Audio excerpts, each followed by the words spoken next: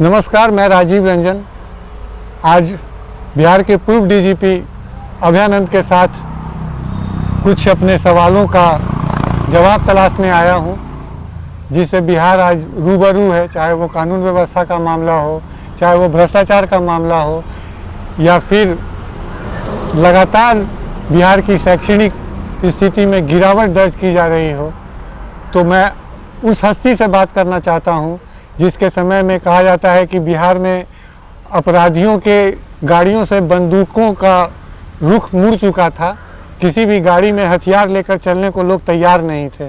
वो दौर था जब बिहार में अपराधियों को किए की सज़ा शर्तिया तौर पर दी जा रही थी और एक समयबद्ध तरीके से। तो मैं बात करता हूँ उस सोच को साकार करने वाले अभयानंद जी से। सर, आज आप बिहार में कानून व्यवस्था को किस रूप में देखते हैं? बहुत ही जेनेरिक क्वेश्चन है आपका।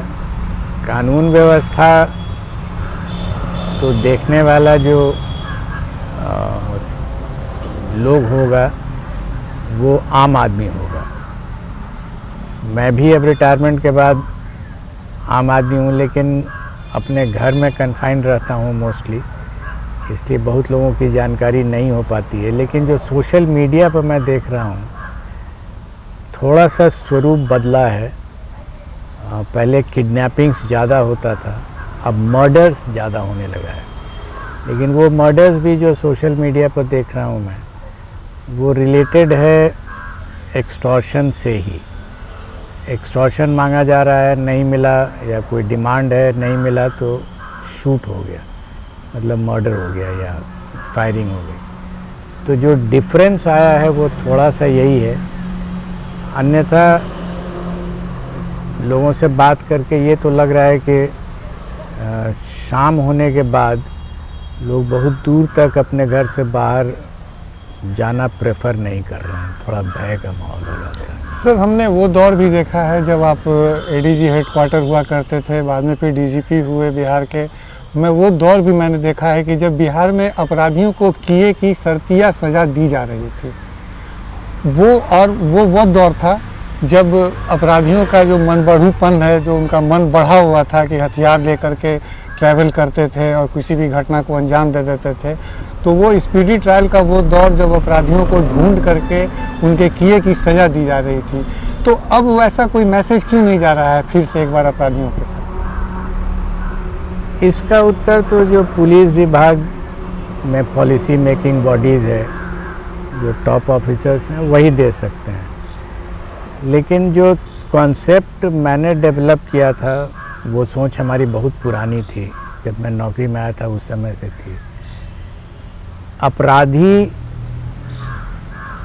अपराध कब करेगा इसके बारे में कोई कुछ नहीं कह सकता है। उसके कई परिस्थितियों पर डिपेंड करता है। उसके मन में बात आ गई और उसने कर दिया अपराध। लेकिन उसके बाद का जो प्रोसेस होता है वो उसके कंट्रोल में नहीं होना चाहिए। आपने अपराध कर दिया, ठीक है, लेकिन उसके बाद जो इन्वेस्टिगेशन के बाद प्रोसिक्यूशन, ट्रायल, सज़ा, अपील, ये सब उसके कंट्रोल में नहीं होना चाहिए। ये व्यवस्था एक पुलिस एजेंसी या स्टेट जिसको हम कहते हैं, वो उनके हाथ में है। और मैं ये कह सकता हूँ, प्रोवाइडेड, एक शर्त इसमें है कि एविडेंस तुरंत मिल जाए। पक्का एविडेंस हो, कनेक्टेड एविडेंस हो, साइंटिफिक हो, ऑब्जेक्टिव हो, जिस पर एविडेंस पर कोई उंगली नहीं उठा सके, ये कोई नहीं कह सके कि ये प्लांटेड वेपन है इसके पास। ये नहीं होना चाहिए। तो आपकी क्रेडिबिलिटी होनी चाहिए। इनफैक्ट पूरा ट्रायल ही क्रेडिबिलिटी का है।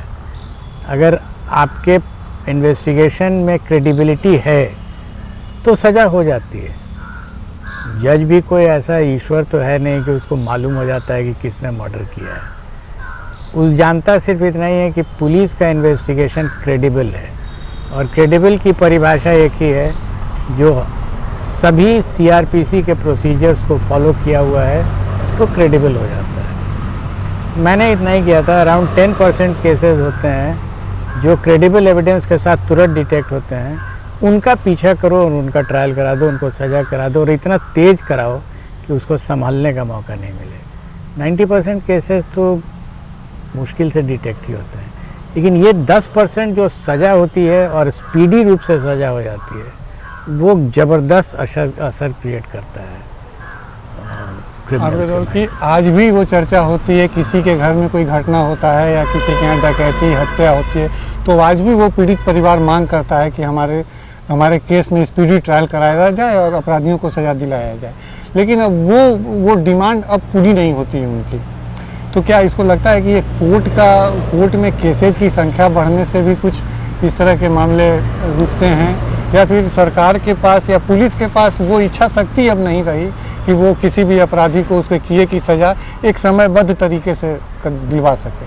मैं 2 बातें कह सकता हूँ। एक, अगर पीड़ित परिवार डिमांड करता है कि ट्रायल स्पीडीली कराया जाए तो ये डिमांड उसका वाजिब है।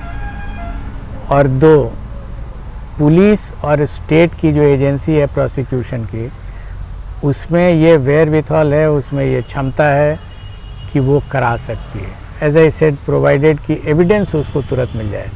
अगर 2-4 दिन तक केसेस डिटेक्ट नहीं होते हैं तो फिर वो लंबा हो जाता है और तब एविडेंस का लेवल डाइल्यूट होने लगता है। बट 10% केसेस ऐसे हैं जो फास्ट डिटेक्ट होते हैं, या तो पब्लिक पकड़ लेती है या पुलिस कहीं गलती से उस इलाके में घूम रही हो तो उसके हाथ से पकड़ा जाता है। 10% केसेस ऐसे होते हैं। उसी 10% को अगर पकड़ के करा दें तो उसका इम्पैक्ट और लोगों पर पड़ता है। तो ये डिमांड ऐसा नहीं है कि ब्लोटेड डिमांड है, वो जेन्युइन डिमांड है और होना चाहिए। अभी आपने कहा कि जब आप एडीजी हेडक्वार्टर या डीजीपी के पद पर काम कर रहे थे तो आपके लिए सबसे बड़ी चुनौती थी उस समय बिहार में चल रहा अपहरण उद्योग। आज अपहरण की घटनाएं भले कम हो रही हों, लेकिन लूट, डकैती और इस तरह का जिसको ऑर्गेनाइज क्राइम कहते हैं, कि सोच समझ करके अंजाम दिया जाता है, उसकी तादाद लगातार बढ़ती जा रही है। तो उस समय जो चुनौती थी अपहरण उद्योग को संभालने की या उसको नष्ट करने की, तो आज क्या प्रायोरिटी क्या है पुलिस के पास? आपको क्या लगता है एज ए रिटायर्ड डीजीपी? आप इशारा जो कर रहे हैं मैं समझ रहा हूँ। ओवर एम्फेसिस ऑन शराबबंदी, ये एम्फेसिस एग्जैजरेटेड हो गया है, नहीं होना चाहिए इस तरीके से। क्योंकि अगर वो एक अपराध है तो और भी अपराध है। आप ऐसा नहीं कर सकते हैं कि सभी अपराध को किनारे कर दें और सिर्फ शराब पर करें। इट्स लाइक सेइंग कि हमको अपने शरीर को बलिष्ठ बनाना है तो हम अपना लेफ्ट हैंड के बाइसेप को बना लेंगे और पैर के काफ को छोड़ देंगे श्रिवल करने के लिए, तो आपका बॉडी जो है वो परफेक्ट बॉडी नहीं होगा। ये शराबबंदी बिहार में नहीं पूरे देश में बिहार की शराबबंदी चर्चा का विषय बना हुआ। आपको लगता है कि ये शराबबंदी का ये नया कानून पुलिस की तो चुनौती बढ़ाई ही है, बहुत बड़ी चुनौती पुलिस के सामने खड़ी हो गई है, और इस पूरी चुनौती के बीच में कहीं पुलिस तंत्र भी भ्रष्टाचार की तरफ तो नहीं मुखातिब हो चला है? अगर ओवर एम्फेसाइज हो जाएगा तो फिर जो आप बोल रहे हैं भ्रष्टाचार, ये सब स्वाभाविक रूप से आना शुरू हो जाता है। ये एज आई सेड, ये होना नहीं चाहिए। जितना एम्फेसिस जिस अपराध को देना है वो एम्फेसिस उसको मिलना चाहिए। For example, broad daylight murder होता है तो पब्लिक ऑर्डर का चीज़ है। शराब अगर कोई लिए जा रहा है अपने बक्से में या ट्रक में, तो आई डोंट थिंक कि वो पब्लिक ऑर्डर का चीज़ है। लेकिन जिस तरह से शराबबंदी को लेकर के सरकार की जिद कहें या फिर बाकी सारे क्राइम को किनारे रख करके एक सामाजिक क्रांति की तरफ बिहार को ले जाना, वो और उसकी भी जिम्मेदारी पुलिस को सौंप देना, तो ये तो कोई सामाजिक कार्य है नहीं कि गांव में लोग शराब न पिएं और इसकी ड्यूटी पुलिस को दे दी जाए।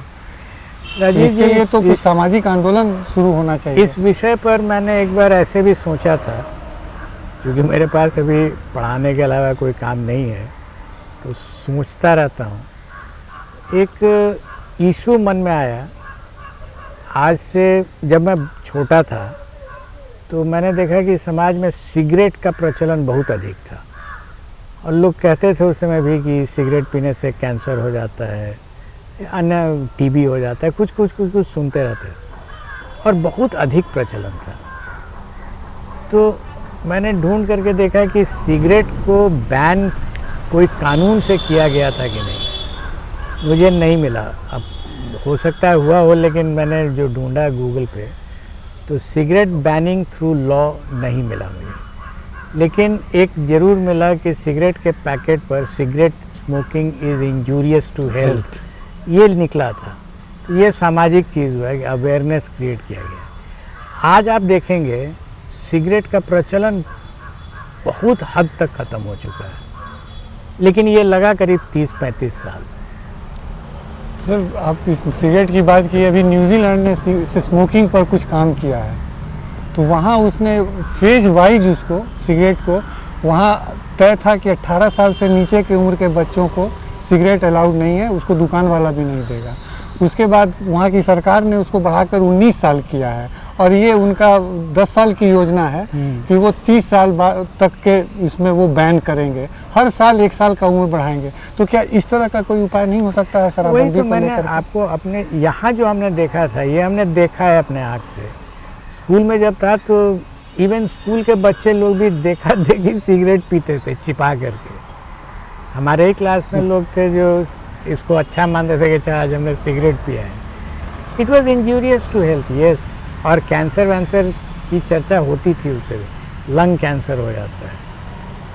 तो जब ये हमने देखा कि सिगरेट रुका, कानून नहीं बनाया गया उसके लिए, लेकिन अवेयरनेस धीरे धीरे लोग देखते गए कि कैसे मरते हैं लोग, तो धीरे धीरे करके उन्होंने छोड़ दिया। आज के डेट में वेल अंडर कंट्रोल है, cigarette smoking is not a big issue. तो इस शराबबंदी को लेकर के तो क्या सरकार जो सिर्फ पूरी ड्यूटी शराबबंदी को प्रभावी बनाने के लिए जो एक एक्साइज डिपार्टमेंट काम करता है, इसके लिए मद्य निषेध विभाग, एक पुलिस डिपार्टमेंट लगा हुआ है इसके लिए, और सरकार ने तो कल से हमारे स्कूलों के प्राथमिक और हाई स्कूल के टीचरों को भी इस मुहिम में लगाया है कि वो देखेंगे कि उसके गांव में लोग शराब पीते हैं नहीं, या वो इन्फॉर्म करेंगे वहाँ के थाने को। तो क्या इससे आपको लगता है कि शराबबंदी का ये पक्ष मजबूत होगा, या फिर वो मजबूत होगी अराजकता? जो आज टीचर आराम से अपने स्कूल में काम कर रहे हैं और घर जा रहे हैं, कल उनको भी असामाजिक तत्वों की धमकी आनी शुरू हो जाएगी और स्थिति और भयावह होगी इससे। आप जो बोल रहे हैं वो स्वाभाविक आउटकम है, क्योंकि कोई आदमी अगर जेल जाएगा और उसको मालूम हो कि उसके कहने पर मैं जेल चला गया हूँ, तो थोड़ी तो वैमनस्यता हो ही जाती है। वो वैमनस्यता किस रूप में प्रकट होगी नहीं जानता है कोई। मैं जो कह रहा हूँ वो ये है कि शराब नहीं पिए लोग, ये इससे अच्छी चीज़ नहीं हो सकती, क्योंकि हार्मफुल है वो। तब रहा प्रश्न कि कानून से इसको रोका जा सकता है कि नहीं। कानून को भी 4 साल का मौका मिला, 2016 से अब तो 5 साल होने जा रहा है, 6 साल इनफैक्ट। उसका अब बहुत गहन विश्लेषण होना चाहिए कि इससे हमको मिला क्या। इट्स लाइक सेइंग कि हमको एक बीमारी है, डायग्नोसिस हुआ और हमने दवा दी, दवा का डोज बढ़ाया और बढ़ाते जा रहे हैं और लग रहा है कि नहीं सिम्टम्स मेरा ठीक नहीं हो रहा है, तो या तो डायग्नोसिस गलत है या दवा गलत है। और इसकी आड़ में जो लगातार जहरीली शराब की घटनाएं हो रही हैं, मुझे लगता है कि 1-1.5 महीने के अंदर में तकरीबन 80 से 100 लोगों की मौत हुई है जो रिपोर्टेड है, और गांव में ऐसी भी मौतें होती हैं जो लोग रिपोर्ट नहीं करते हैं और जानते हैं कि आदमी शराब पीकर मरा है, तो इसकी संख्या का कोई आकलन तो है नहीं। तो क्या पुलिस रोक सकती है जहरीली शराब के धंधे को? जो लोग गांव में चुलाई शराब बनाते हैं, खुद फिल्टर करते हैं स्पिरिट को, तो क्या ये पुलिस इसको रोक सकती है? पुलिस के पास ऐसा कोई तंत्र है? जो तरह तरह की खबरें आती हैं कि ड्रोन से निगरानी की जाएगी गाँव में बनने वाले शराब की, और ये तो क्या लगता है कि उसका कुछ परिणाम भी सामने आएगा? प्रयास करने में तो कोई दिक्कत नहीं है, लोग प्रयास करें, लेकिन कहीं लगता है सोचने में कुछ फॉल्ट हो रहा है, सोच में कुछ फॉल्ट है। नियत में फॉल्ट तो मुझे नहीं लग रहा है, लेकिन सोच में फॉल्ट है। इसको क्रियान्वित कैसे किया जाए उसमें सीरियस फॉल्ट लग रहा है। आपके समय हमको याद है कि पुलिसिंग विथ आइडियाज़ ये बड़ा मतलब था, लोग कहते थे कि स्पीडी ट्रायल भी चल रहा है। आपने उन बिहार में वो पूर्व फौजी जो रिटायर होकर के कम उम्र में चले आते थे, उनको भी आपने बिहार की कानून व्यवस्था से जोड़ा, सैप का गठन किया। फिर आपका जो उस समय जो वैचारिक ये चलता रहता था कि बेहतर करने के लिए, तो करप्शन आपके सामने एक बहुत बड़ा चैलेंज था एक समय बिहार में।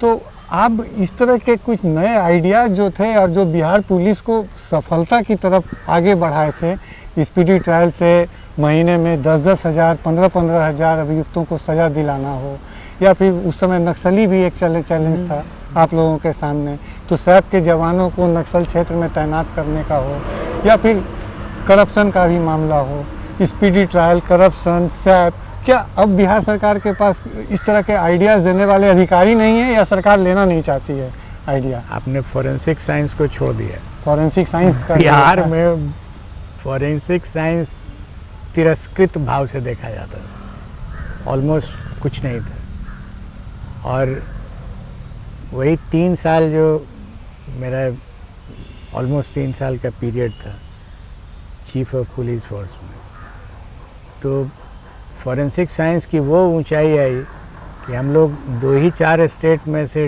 डीएनए तक का लैब स्टैब्लिश करके और डीएनए के रिपोर्ट्स आने लगे।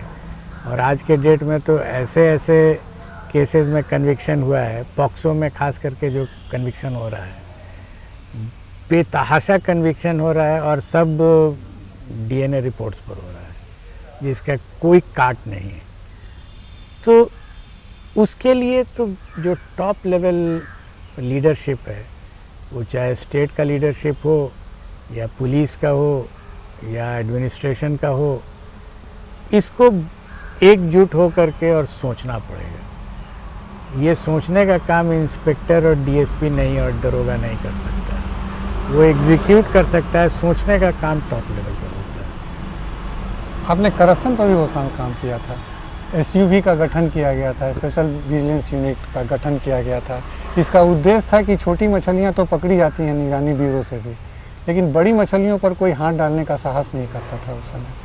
और मुझे याद है कि जैसे ही एसयूवी का गठन हुआ, उसके कुछ दिन के बाद ही ये एक्शन में भी आया, और बिहार के बड़े अधिकारियों, मुझे याद है एसएस वर्मा, पूर्व डीजीपी नारायण मिश्रा जैसे बड़े अधिकारियों के घर घुसकर छापेमारी करने का साहस किया था। अब क्या प्रायोरिटी बदल गई है कि अब बड़े अधिकारी भ्रष्ट नहीं हैं, जो भी भ्रष्टाचार है निचले स्तर पर है, या अब उनको साहस नहीं हो रहा है कि ऐसे गिरेबान पर हाथ डालें? नहीं पता है अब साहस है या नहीं है। एज आई सेड 7-8 साल हो गया हमको बाहर आए हुए, रिटायर किए हुए, तो हम क्या इस पर उत्तर दें आपको? लेकिन वो एजेंसियां हैं सर, अभी भी काम कर रही हैं। इनफैक्ट अगर आप एक डेटा निकालें तो शायद बिहार ही ऐसा स्टेट होगा जिसमें 3 एंटी करप्शन एजेंसी रेगुलरली काम कर रही हैं। एक विजिलेंस ब्यूरो, एक एसवीयू, एक ईओयू, और तीनों करप्शन के इश्यूज में आगे बढ़ कर के काम कर रही हैं। तो शायद कोई ऐसा स्टेट नहीं है जहाँ, और ये विजिलेंस ब्यूरो ही एक अकेला होता है हर स्टेट में मोस्टली। हमने एज एडीजी हेडक्वार्टर रिक्वेस्ट करके एसवीयू का गठन करवाया था, सरकार ने एग्री किया उसको, और वो गाड़ी चली उसकी। जब मैं डीजीपी बना तो मैंने ईओयू का भी गठन करवाया, और जैसे ही डीजीपी बना था उसी समय उसमें भी करप्शन इश्यूज था। उसके अलावा भी आर्थिक अपराध थे उसमें। करप्शन के कई के हमको लगता है हर वीक में शायद 2 रेड्स हो जाते थे उसके। आप लोगों को हम लोग रिक्वेस्ट करते थे कि शाम में आइए, आपको पूरा डिटेल्स देंगे उसका। मिलता था डिटेल। आर्थिक अपराध इन्फोर्समेंट डायरेक्टरेट के थ्रू उनका पीएमएलए में प्रॉपर्टी अटैच करवाते थे। हमने कोशिश भी की थी कि पीएमएलए के तर्ज पर एक कानून स्टेट में बने, but I didn't succeed.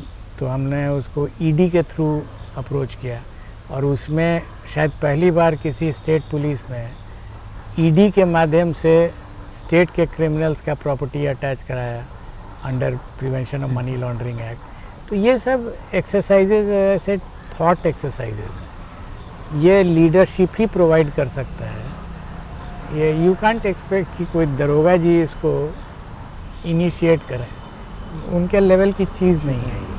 Sir, Bihar को क्राइम को लेकर के बिहार हमेशा चर्चा में रहा और ये चुनौती भी रही है। पुलिसिंग, बिहार में पुलिसिंग के सामने सबसे बड़ी चुनौती रही है शुरू से। और एक तरफ दावा होता है कि बिहार का क्राइम ग्राफ लगातार घट रहा है, लेकिन आप रोज़ का अखबार पढ़िए तो लूट की बड़ी घटनाएं होने लगी हैं, जिसको आप कहते थे कि ये संगठित अपराध है, इसकी प्लानिंग हुई होगी कहीं पहले। तो वैसी घटनाओं का लगातार बढ़ा जाना, अभी बिहार में जितने सोना चांदी के बड़े कारोबारी हैं, बड़े दुकान हैं, वो अभी अपराधियों के अचानक निशाने पर आ गए हैं। हाल में भी एक सप्ताह पहले ही पटना में ज़बरदस्त करीब 30-35 करोड़ की डकैती हुई थाने के पीछे से, गांधी मैदान थाने के पीछे से। तो इस तरह की घटनाओं को रोकने के लिए क्या स्थानीय स्तर पर के पुलिसिंग की ज़रूरत होती है या फिर उसके लिए मुख्यालय स्तर पर या जिला पुलिस मुख्यालय स्तर पर कोई खास योजना बना करके इन अपराधों को रोकने की तैयारी थी आपके समय में? आपने जिस अपराध का जिक्र किया उसमें मैं साधुवाद देना चाहूँगा पटना के सीनियर एसपी का, जिन्होंने इसको डिटेक्ट किया तुरंत। अच्छा डिटेक्शन था, मैंने सोशल मीडिया पर देखा था। अब यहाँ से आगे अगर पुलिस हेडक्वार्टर के द्वारा इसको चैनलाइज कर दिया जाए कि विदिन 10 डेज चार्जशीट फाइल होगा विथ ऑल साइंटिफिक एविडेंस और ट्रायल होकर के 3 महीने के अंदर में इसको सज़ा हो जा सकती है, तब ये कंट्रीब्यूशन होगा पूरों का, मतलब दरोगा जी से लेकर के डीजीपी तक का। स्टेट एडमिनिस्ट्रेशन लग जाए कि इसमें प्रोसिक्यूटर्स जो हैं वो अभी से ही लगें, कैसे इसका एविडेंस कलेक्ट होगा, एविडेंस में कोई खामी नहीं रह जाए, प्रोसीजर में कोई गड़बड़ी नहीं हो जाए। अगर आपने रिकवर करके फ़ोटो खिंचाया और उसके बाद फिर उस फ़ोटो को किनारे किया और फिर बढ़ गई गाड़ी आगे, तो मामला ख़त्म हो जाता है। ये जो अंतर है ये पुलिस हेडक्वार्टर का क्रिएशन हो सकता है। आपने जो बात की भय की, भय का मतलब होता है अगर आम आदमी निकलने में डरे तो उसको जंगल राज करता है। अपने घर से बाहर निकल रहा है, उसको लग रहा है पता नहीं कुछ हो जाएगा मेरे साथ, या आज हम दुकान खोल के बैठे हैं लूट तो नहीं जाएंगे। ये भय जब आता है ना तो ये जंगल राज होता है। एक इसमें पटना में भी पिछले दिनों बिहार में बहुत सारे बैंक डकैतियाँ हुई, स्वर्णाभूषण के दुकान लूटे गए।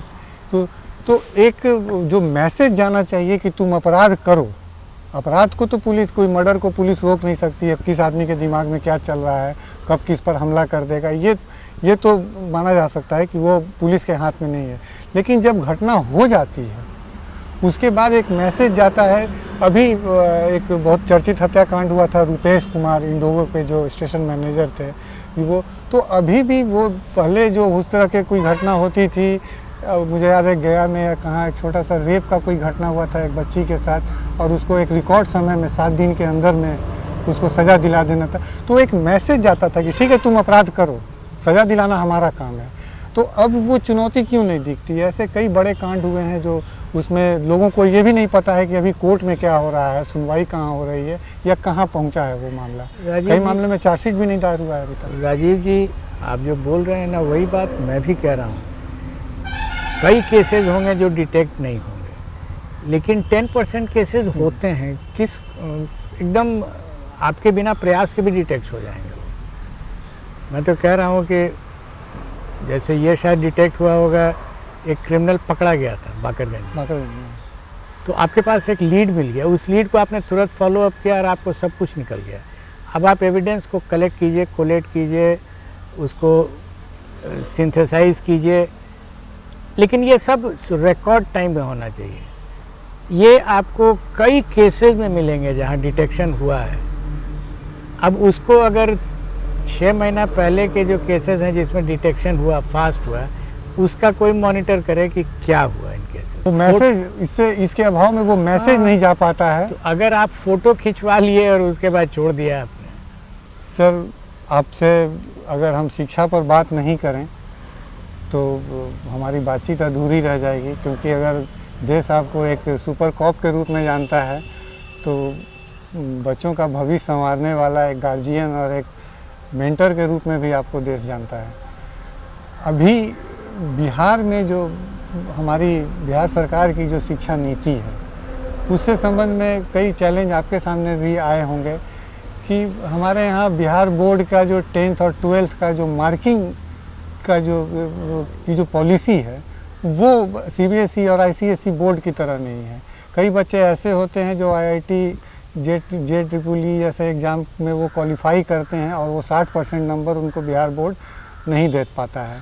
तो क्या इसके लिए आप सरकार को कोई इस तरह का सजेशन देना चाहेंगे, सलाह देना चाहेंगे कि वो भी अपना मार्किंग पॉलिसी को बेहतर करे CBSE और ICSE की बोर्ड की तरह? हमको जहाँ तक जानकारी है, बिहार बोर्ड का जो कट ऑफ परसेंटेज है JEE के लिए वो नीचे है CBSE से। परसेंटाइल होता है, इट्स नॉट परसेंट, परसेंटाइल है। तो जहाँ मार्किंग लो होता है वहाँ का परसेंटाइल भी उसी हिसाब से, अगर 85 परसेंटाइल पर है तो जो 85 परसेंटाइल पर CBSE में होगा और जो बिहार बोर्ड में होगा रफली एक ही लेवल का हो जाता है। इशू वो नहीं है, इशू ये है कि क्लास 1-2 से हम अपने बच्चों में थिंकिंग कैपेसिटी को नहीं डेवलप कर रहे हैं, नोइंग बना दिए हैं उसको। Knowing is knowledge. नोइंग जिसके पास बहुत नॉलेज है वो बहुत ज्ञानवान है। लेकिन मेरा मानना ये है कि अगर अच्छे लेवल पर आपका दिमाग होगा, जिसमें आप सोचना सीख लीजिएगा, जिसमें आप तर्क करना सीख लीजिएगा, तो आप किसी भी स्तर तक चले जा सकते हैं। ये कैपेसिटी नहीं डेवलप होगी। लेकिन ठीक है सर, IIT के और इसमें इंजीनियरिंग की परीक्षाओं को अगर छोड़ दिया जाए, लेकिन अभी भी देश के बड़े विश्वविद्यालयों में, बड़े कॉलेजों में जो एडमिशन नामांकन का जो तरीका है वो मार्क्स बेसिस पर ही होता है। तो बिहार के बच्चे 88% में स्टेट टॉपर होते हैं, तो दिल्ली यूनिवर्सिटी के बड़े कॉलेजों में तो वहाँ तो 99-98% से नीचे के बच्चों का एडमिशन भी नहीं हो पाता है। तो सरकार, वैसे बच्चे तो वहाँ से वंचित रह जाते हैं, वैसे बड़े विश्वविद्यालय में जाने से जहाँ मार्क्स पर ही एडमिशन होता है। हो सकता है। हमको दिल्ली यूनिवर्सिटी में एडमिशन का हमने कभी केयर नहीं किया। मेरा इंटरेस्ट मात्र JEE नीट का है, उसके अलावा मेरा इंटरेस्ट नहीं है वो कहाँ दिल्ली यूनिवर्सिटी में कहाँ जा रहे हैं, क्योंकि मैंने पूरी शिक्षा पर कोई काम नहीं किया है। मेरा इंटरेस्ट था फिज़िक्स मैथ्स पढ़ाना, इस तरीके से पढ़ाना कि IIT JEE एडवांस मेंस आसानी से क्रैक कर ले और IIT में चला जाए। वो गरीब बच्चा होगा, IIT जाता है, मेरा मन प्रसन्न हो जाता है। रेस्ट कौन किस कॉलेज में गया, कॉलेज के बाद क्या किया, वो चैनल हमने कभी देखा ही नहीं। धन्यवाद सर। ये अभ्यानंद थे जिनसे मैंने बेबाक बात की, बिहार के कानून व्यवस्था की, बिहार में भ्रष्टाचार की और बिहार में शराबबंदी की। एक समय जब इनके विचारों से, इनके बताए हुए तरकीब से, इनके आइडिया से अपराधियों को पसीने छूटते थे, अपराधी अपना इलाका बदलकर भाग जाते थे, और आज वो सारी एजेंसियां सरकार के साथ उसी तरह काम कर रही हैं जो इनके कार्यकाल में शुरू की गई थी। लेकिन परिणाम आप लोगों के सामने है। धन्यवाद। आर्थिक तंगी से है परेशान, घर में बना रहता है कलह का माहौल, वैवाहिक जीवन में है कटुता या विवाह में आ रही अड़चन, या भूत प्रेत बाधा के हैं शिकार, या ग्रह नक्षत्र नहीं दे रहे साथ, तो अब आप इन सब चीजों से हो जाएं विमुक्त, क्योंकि हर प्रत्येक रविवार हिंद आवाज के ज्योतिषी से पूछो सवाल में घुमाए फोन, जहां मिलेंगे बिहारी नहीं देश विदेश के प्रसिद्ध ज्योतिषी मोहन जी, जो आपकी हर समस्याओं का करेंगे सिर्फ निवारण एक फोन कॉल पे। तो स्क्रीन पे चल रहे नंबर को आज ही अपने मोबाइल में सेव कर लें और रविवार को सुबह 11 से 12 के बीच घुमाना ना भूलें। और ज्योतिषीय परामर्श, कुंडली मिलान, धर्म अध्यात्म से जुड़ी चीजें या रत्न के लिए भी कर सकते हैं संपर्क।